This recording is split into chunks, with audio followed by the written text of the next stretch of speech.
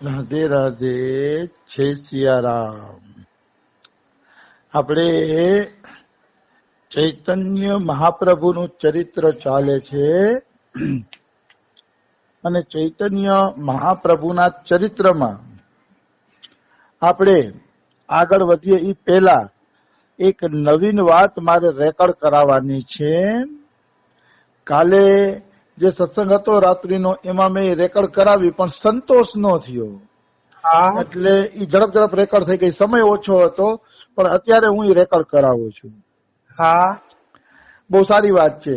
વિનતા અને કદરુ આ બે જણા કશ્યપ ઋષિના પત્ની હતા. હા, વિનતા અને કદરુ તો એ બે કશ્યપ ઋષિના પત્ની હતા ને. તો એક વખત એવું બન્યું કે બે વચ્ચે હરીફાઈ થઈ. હા, હરીફાઈ એવી થઈ કે સૂર્યના ઘોડાની પૂંછડી કાળી છે કે સફેદ છે?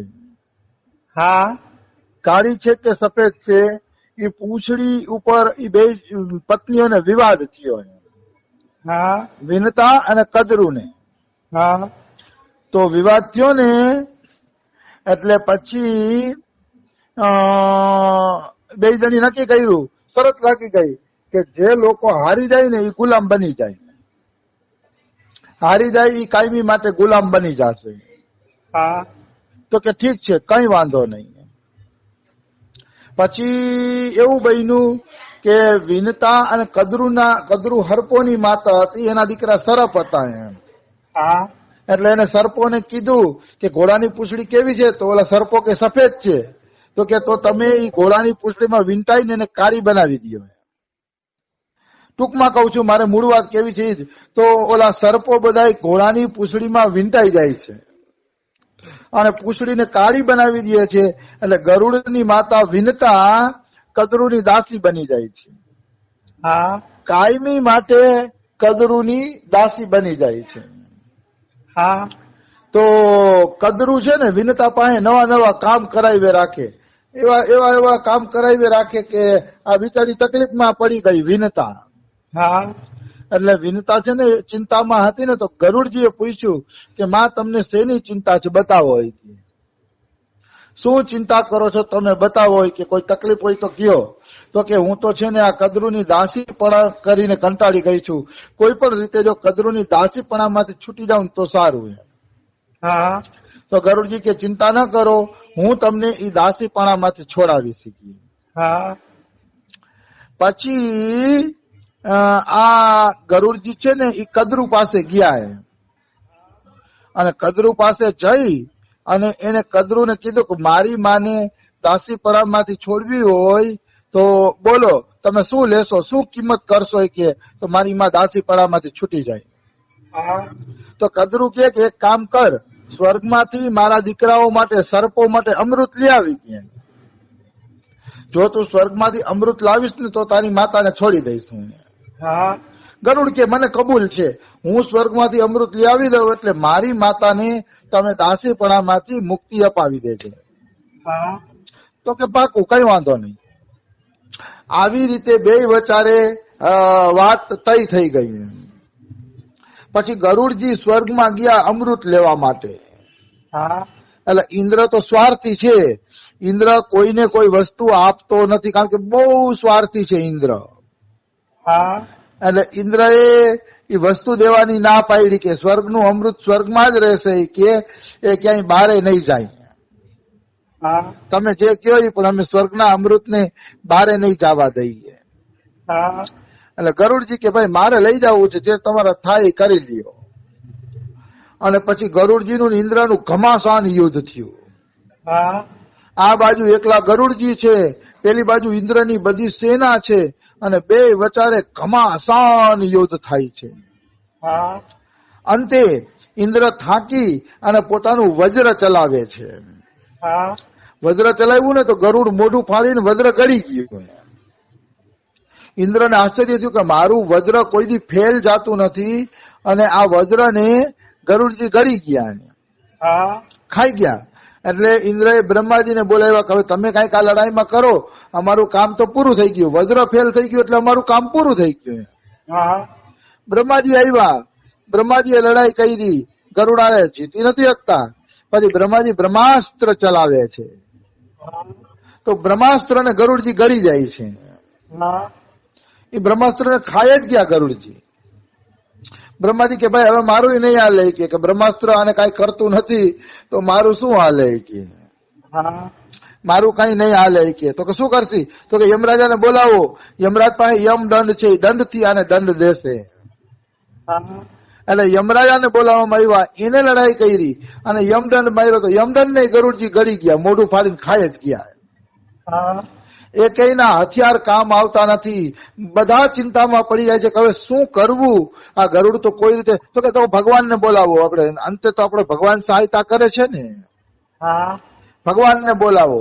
તો ભગવાન વિષ્ણુને બોલાવવામાં આવ્યા. હા વિષ્ણુ ભગવાનને બોલાવવામાં આવ્યા ને, તો વિષ્ણુ ભગવાન આવીને લડાઈ કરે છે ગરુડ હારે. પણ વિષ્ણુ ભગવાનને ખબર હતી કે ગરુડ મારું ભક્ત છે, હા અને ભક્ત સામે ભગવાન ક્યારેય જીતી શકતા નથી. આ વાત ઠોકીને લખવી હોય તો લખી લેવાની જરૂર છે કે જયારે ભક્ત અને ભગવાન હાથે ચડશે ત્યારે જીત ભક્તની જ થશે. વાહ કારણ કે ભક્તો સામે હારવામાં ભગવાનને આનંદ આવે છે. હા એટલે ભગવાનને તો ખબર હતી કે આ મારું ભક્ત છે, કે આને હું કઈ કરી શકવાનો નથી એમ. પણ દેવતાઓ ખુશ થાય, દેવતાઓ રાજી થાય, એટલા માટે ભગવાન વિષ્ણુ છે ને લડાઈ કરતા હતા. હા મૂળ તો એ દેવતાઓને ખુશ કરવા માટે ભગવાન વિષ્ણુ લડાઈ કરતા હતા.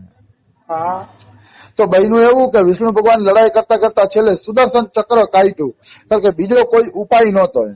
હા એટલે સુદર્શન ચક્ર કાઢીને માર્યું. એટલે દેવતાઓ રાજી થઈ ગયા કે હવે ગરુડનું ડોકું કપાઈ જશે, કારણ કે સુદર્શન ચક્ર કોઈ દી ફેલ જાતું નથી. હા એક વખત વિષ્ણુના હાથમાંથી કે કૃષ્ણના હાથમાંથી સુદર્શન ચક્ર નીકળી ગયું એટલે દુશ્મનોનો ખાત્મો બોલાવીને જ પાછું આવે. હા સુદર્શન ચક્ર કોઈ દી ફેલ નથી થયું. આટલા યુગો વયા ગયા, સુદર્શન ચક્ર કોઈ દી ફેલ થયું નથી. હા એટલે સુદર્શન ચક્ર નીકળી ગયું ને સુદર્શન ચક્ર. તો ગરુડજીએ મોઢું ખોલ્યું, મોઢું ખોલીને સુદર્શન ચક્ર ને ખાઈ ગયું ગરુડજી. હા ચારે તરફ હાહાકાર મચી ગયો કે ઓહો, વિષ્ણુનું સુદર્શન ચક્ર ખાઈ ગયો એટલે બહુ કહેવાય ને. હા વિષ્ણુના સુદર્શન ચક્ર ને ખાઈ ગયા ગરુડજી. કાંઈ નથી, વારે વાંકો ન થયો. ભગવાન મનમાં હશે છે જે થયું એ બરોબર થયું, મારા ભક્તનો આ બધા વિરોધ કરે છે. હા અંદરથી તો વિષ્ણુ ભગવાન અતિશય પ્રસન્ન થયા. પણ દેવતાઓ કે પ્રભુ તમારું સુદર્શન ચક્ર ફેલ થયું કે આજ સુધી આવી તો ઘટના જોઈ નથી. મેં આ પહેલી વાર વાંચ્યું એકનાથજીની રામાયણમાં. હા સુદર્શન ચક્ર કોઈ દી ફેલ થતું નથી. તો કે પ્રભુ આ તો તમારું સુદર્શન ચક્ર ફેલ થઈ ગયું એમ. ત્યારે પૂછે છે ગરુડજી એવી હું શક્તિ છે તમારામાં કે સુદર્શન ચક્ર ફેલ થઈ ગયું? ત્યારે ગરુડજી કહે કોઈ શક્તિ નથી, હું ભગવાન વિષ્ણુના નામનો નિરંતર જપ કરું છું. એ જપના પ્રતાપે એવી શક્તિ આવી કે સુદર્શન ચક્ર પણ મારો વધ કરી શકતું નથી. વાહ રે વાહ. કેવળ નામ જપ. હા ભગવાનનું નામ લેવાથી મારામાં આવી શક્તિ આવી ગરુડજી કે. અને સાચી વાત છે, સુદર્શન ચક્ર મારી શકતું નથી. હા શ્રી રમેશ બાબાજીની એક ચોપડી નીકળી છે રાધા નામ મહિમાની. હા. રાધા નામ મહિમાની ચોપડીમાં એવું લખ્યું છે કે જે રાધા રાધા જપે છે એની એક બાજુ યમરાજા દંડો લઈને રક્ષા કરે છે, હા એક બાજુ કઈક બ્રહ્માજી શંકર ભગવાન પાછળ ત્રિશુલ રહીને રક્ષા કરે છે, અને ભક્તના માથા ઉપર સુદર્શન ચક્ર ફરે છે જે રાધા નામનો જપ કરે છે, જેથી કોઈને મારી ન શકે.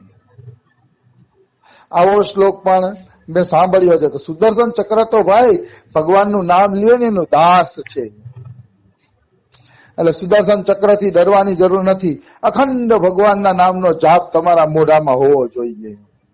હા અખંડ જાપ તમે કરતા હશો, નામ જપ સતત હૃદયથી તમારા જીભ ઉપર રમતું હશે તો કોઈ ડરવાની જરૂર નથી.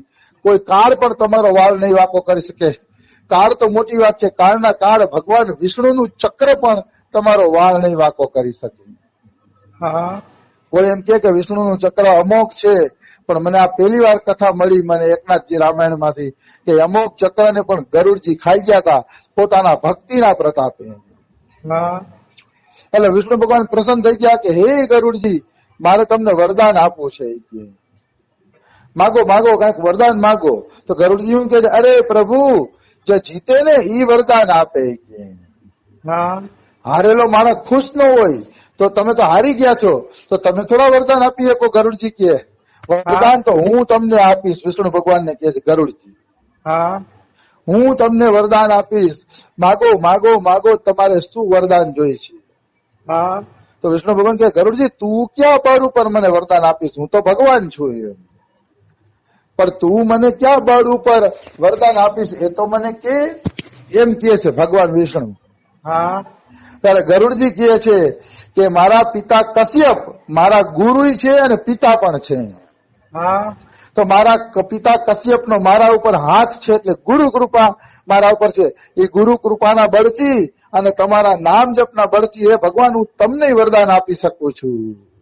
વાહ આના પરથી એ સિદ્ધાંત નીકળ્યો કે જેના ઉપર ગુરુ કૃપા હોય અને જેના મોઢામાં અખંડ ભગવાનના નામનો જપ ચાલુ હોય એ વ્યક્તિ ભગવાનને પણ વરદાન આપે એટલી શક્તિશાળી બની જાય છે.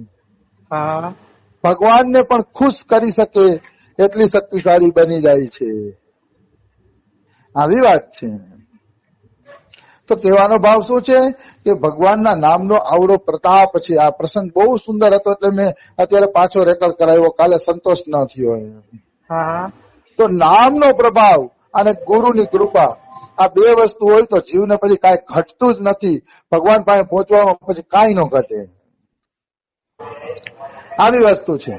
તો વિષ્ણુ ભગવાન કહે છે કે હા ગરુડ વરદાન તો દેશે કે હવે વરદાન માગી લેવું જોઈએ. ભગવાન બોલે છે.